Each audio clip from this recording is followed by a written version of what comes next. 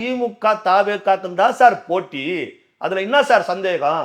கள நிலவரம், உண்மையான நிலவரம் அதுதானே சார். அவர் ஈரோட்ல இருந்து வராரு சார். திமுக அவர் சென்னை வந்து சேரல சார். போஸ்டர் ஒட்டுறாங்க சார்.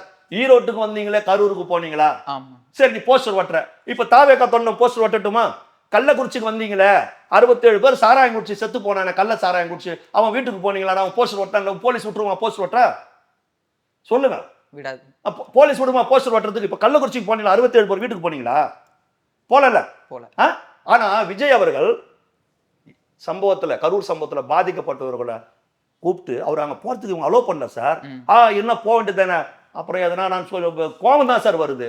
ஏங்க, 2 வீலர்ல தூத்துக்குடியில சந்தா போறாரு, தெருவா போறாரு. தூத்துக்குடியில துப்பாக்கி சூடு சம்பவத்துக்கு இப்ப இருக்கப்பட்ட உச்ச நட்சத்திரம் 2 வீலர்ல போறாரு, டபுள்ஸ் போறாரு. ஒருத்தன் வீட்டுக்கு போய் கதவு தட்டி உதவி, அவங்க கிட்ட ஒரு உதவி பணத்தை கொடுத்துட்டு வராரு. ஒரு அனிதா வீட்டுக்கு போறாரு, விடிய காலையில போறாரு, எந்த போலீஸுக்கு சொல்லாத போறாரு, தன்னந்தனியா போறாரு, தன் ரசிகர் கூட்டத்துக்கு சொல்லாத போறாரு. தைரியத்தை பார்த்து அவருக்கு சொல்லி கொடுக்குறேன்.